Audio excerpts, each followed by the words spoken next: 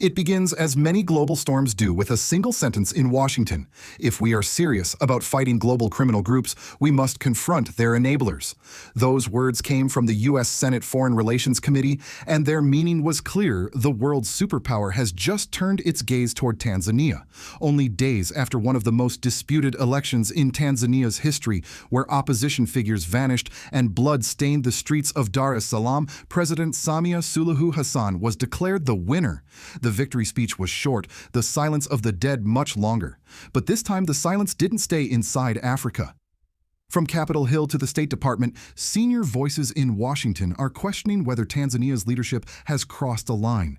And when America starts to review a relationship, history tells us what usually comes next: sanctions, isolation, and the long shadow of suspicion. Across the Indian Ocean, Tanzanians scroll through their phones watching leaked videos showing ballot papers being stuffed, journalists shot at close range, and police in civilian clothes dragging citizens out of their homes. "This is Somalia," one man shouts, his voice trembling with rage. "This is not Tanzania anymore." The question now hangs in the air: can a nation still claim democracy when its own people call it a massacre? And even more urgently, what happens when Washington believes them? Because tonight, Tanzania's crisis is no longer just a local affair. It has become a matter of global politics where power, morality, and fear collide. The United States is watching, China is waiting, and Africa is holding its breath. So stay with us, because before this story ends, we may all have to decide: is America protecting democracy or policing it? Please share if you believe truth must come before diplomacy. Subscribe if you believe Africa deserves leaders who serve, not rule. October 2025. Tanzania's political capital has fallen into chaos.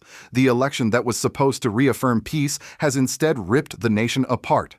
For many Tanzanians, the day Samia Suluhu Hassan was declared the winner will forever be remembered as the day democracy died. It began quietly. Streets were calm, polling stations opened on time, and the state media praised what they called a model election. But hours later, whispers turned into panic. Opposition agents disappeared from polling centers, independent journalists were denied access. And by dusk, disturbing clips began surfacing online showing election officers marking ballots themselves, then stuffing them into boxes. In one video, a trembling voice asks in Swahili, "Mnafanya nini, who gave you that ballot?" The camera shakes as a man laughs nervously and slips another stack into the box. Within hours, that footage spread across East Africa, shattering the illusion of transparency. By midnight, when the Electoral Commission announced Samia Suluhu's landslide win, Dar es Salaam erupted not in celebration but in fury. Protesters filled the streets waving torn ballots, shouting hockey justice. But justice, it seemed, had already been silenced. What followed next was swift and brutal. Witnesses described police in civilian clothes raiding neighborhoods, dragging young men from their homes, and shooting into crowds. In the coastal district of Temeke, a journalist from Clouds Media was shot at close range. His colleagues say he was investigating reports of ballot manipulation. His body was later found on the roadside. The government called it a routine security operation, but Tanzanians knew better. By the following morning, dozens of bodies were lying in the streets. Mothers wailed outside hospitals. Power was cut in several regions. Internet access throttled. The goal was clear silence. The evidence erased the witnesses and pretend the country was at peace. Yet silence was no longer an option. The videos were already spreading on Telegram, WhatsApp, and Twitter. Each clip more horrifying than the last: police firing inside homes, screams of children and citizens shouting, "This is Somalia. This is not Tanzania." In towns like Tarime and Mwanza, community leaders began recording testimonies to send to international human rights groups. "We can become the ICC ourselves," one man declared in defiance, meaning that if The Hague would not act ordinary, Tanzanians would document their own crimes against humanity. At the heart of the storm stood President Samia Suluhu Hassan, East Africa's first female head of state, now accused by her own citizens of orchestrating a bloodbath. She remained silent, appearing briefly on state TV to thank Tanzanians for maintaining calm and unity. But her calmness only deepened the anger. As the number of casualties grew, so did the disbelief. How could a government that once prided itself on tolerance descend into terror so quickly? How could the woman celebrated as Mama Samia, a symbol of peace and progress, now be accused of ruling through fear? Outside the country, confusion turned into alarm. Regional leaders hesitated to comment, wary of setting a precedent. The African Union called for restraint, but in reality, everyone was waiting to see how Washington would respond. And when the United States finally spoke, it wasn't a whisper, it was a thunderclap. The Senate Foreign Relations Committee, led by Senator John Shahin, released a statement accusing Tanzania's ruling party of endangering the safety of citizens and tourists. It demanded that Washington review its relationship with Dar es Salaam and reconsider future cooperation. For Tanzanians, that meant one thing: the crisis had gone global. In a single night, a domestic election scandal became an international confrontation. The same country once praised for its peacekeeping forces was now being discussed in the same breath as Sudan and Somalia. And for Samia Suluhu Hassan, the storm had only just begun. When America turns its eyes toward a nation, the air itself changes. In Dar es Salaam, whispers began to circulate: Washington is watching. At first, the Tanzanian government dismissed the reports as Western propaganda. But the tone shifted when footage of the U.S. Senate Foreign Relations Committee hearing went viral. There, under the bright lights of Capitol Hill, Senator John Shahin read her statement: clear, cold, and devastating. Tanzania's ruling party has endangered the safety of its citizens and tourists.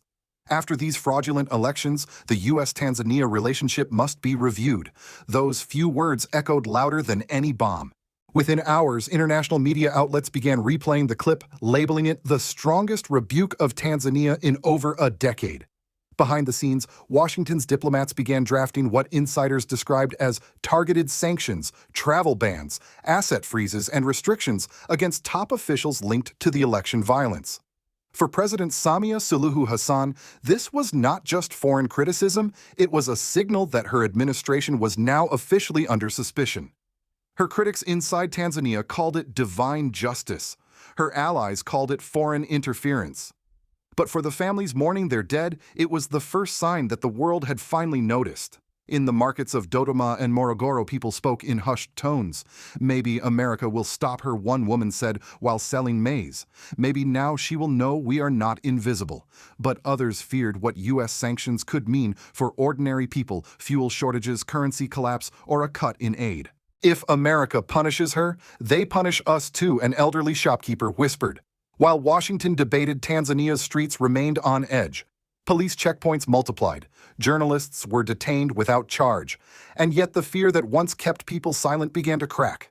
Every day, new recordings leaked videos of election officers admitting manipulation and security units confessing to orders from above. On social media, a Tanzanian youth group posted a video montage of the victims, ending with the line she calls herself Mama Samia. But what kind of mother kills her own children? The clip hit over 5 million views in 2 days. As outrage spread, regional leaders in Kenya, Uganda, and Rwanda faced mounting pressure to take a stand. But none dared speak openly. The African Union issued a cautious statement urging dialogue, a word that sounded empty to grieving families. The real confrontation was no longer in Africa, it was in Washington. At a White House press briefing, an American journalist asked, "Is Tanzania becoming the next Sudan?" The spokesperson avoided a direct answer, but his silence spoke volumes.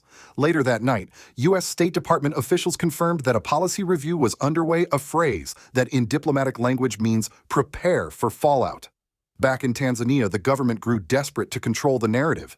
Internet throttling became routine. Journalists' licenses were revoked. Even foreign correspondents were expelled. State TV aired footage of President Samia smiling at a military parade, presenting herself as calm and unshaken. But every image of her serenity only fueled the rage. In the northern town of Tarime, a man stood before a crowd of hundreds and shouted, "We've tried peace. We've tried prayer. But she has turned our hope into fear. If justice will not come from The Hague, it will come from us." The crowd roared in response. Some waved branches, a traditional symbol of mourning. Others carried signs reading, "No more silence." For many, that moment felt like the breaking point, a nation divided between fear and defiance. Meanwhile, intelligence sources warned that Washington's next move could be a complete freeze on security cooperation, something unprecedented in U.S.-Tanzania relations. And within the diplomatic community, a chilling phrase began to circulate. Tanzania has become a test of how far America will go when democracy dies quietly. By now, what started as an internal election dispute had spiraled into a continental reckoning. Africa was watching and wondering who would be next. And as the pressure closed in from every direction, one question remained. Would President Samia bow to the storm, or double down and drag her nation into it? As the smoke settled over Dar es Salaam, the full weight of Tanzania's political collapse began to reveal itself. The election was over, but the violence had only just begun to speak. In the days that followed, the capital looked less like a city in celebration and more like one preparing for siege. Armed checkpoints appeared at every major intersection. Curfews were imposed. The national television station played patriotic songs on repeat, a hollow attempt to cover the sound of sirens in the distance. Inside homes, people whispered of the disappeared, fathers who never came back from questioning, sons last seen being dragged into unmarked vans, families too afraid to ask where they were taken. One woman told a local reporter before the broadcast was censored, "They took my husband at dawn. They said it was for security.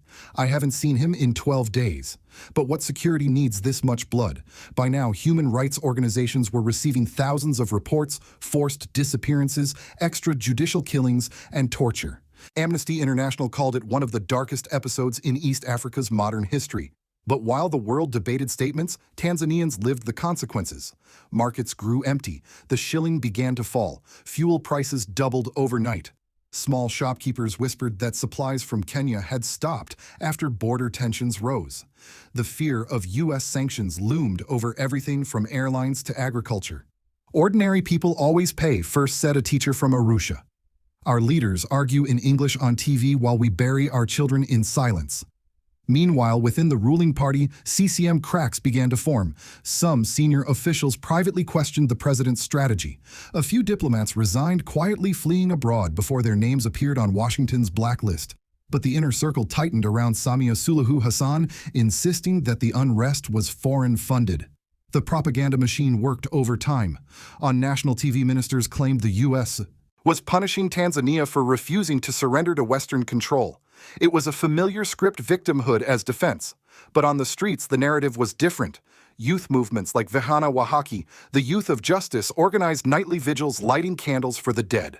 Their slogan spread online, "Peace without justice is not peace at all." Despite threats and arrests, their message resonated.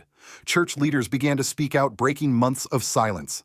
"If the blood of our children cries out," one pastor said during Sunday Mass, "then heaven itself will bear witness." Across the border, neighboring Kenya and Uganda braced for spillover. Refugees began arriving, journalists, students, and activists fleeing threats. The African Union's Peace and Security Council met behind closed doors, but no resolution emerged.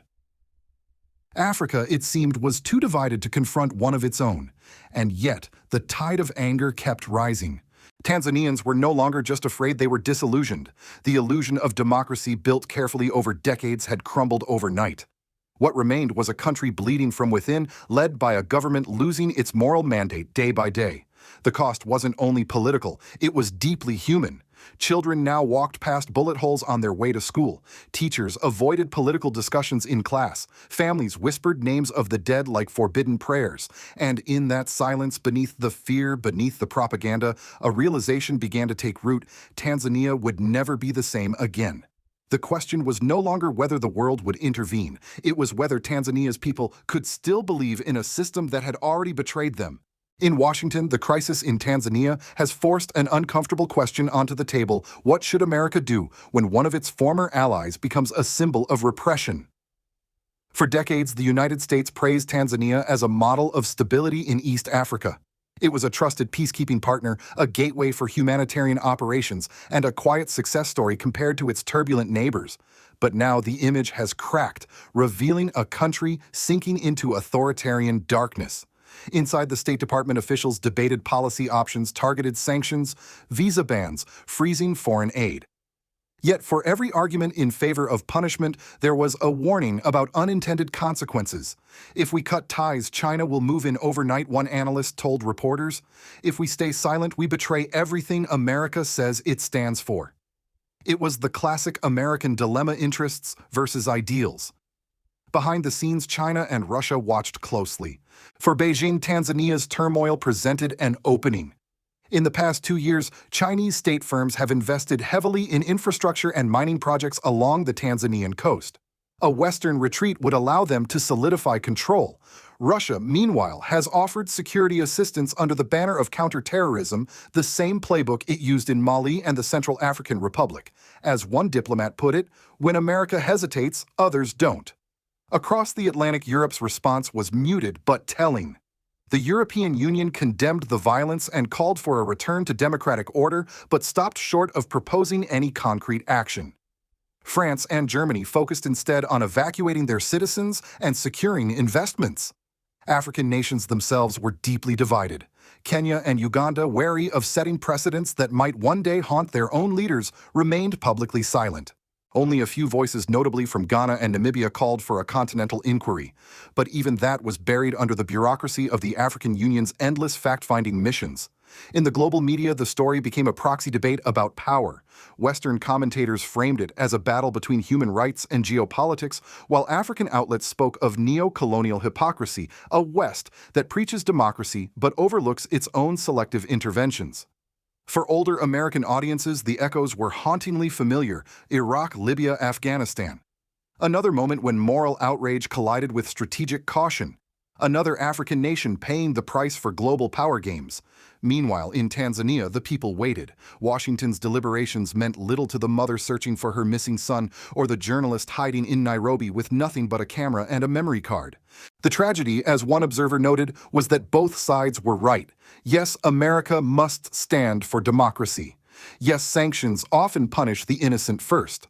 And yes, silence can kill as surely as bullets.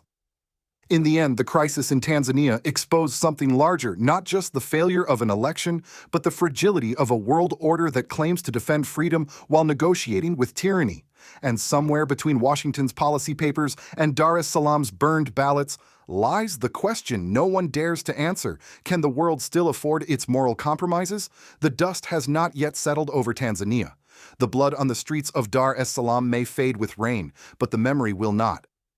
What began as an election has become a reckoning not only for Tanzania, but for the entire African continent and for the world that watched in silence. Every nation must one day face the question of legitimacy. Some answer it through votes, others through fear. But history has a way of humbling all who try to hide behind violence. And for President Samia Suluhu Hassan, that moment is fast approaching. The videos have been seen, the names of the dead have been recorded, and the truth, as always, refuses to die quietly. In Washington, committees and diplomats still choose their words carefully. They speak of policy reviews and diplomatic engagements. But the people of Tanzania no longer speak in the language of bureaucracy. Their words are simpler: heavier justice loss, forgiveness, fear. The tragedy unfolding in Tanzania is not an isolated event. It is a mirror reflecting what happens when power grows unchecked and democracy becomes a slogan instead of a promise. From Nairobi to Kampala, from Addis Ababa to Harare, leaders are watching closely, taking notes, and measuring how far they can go before the world notices.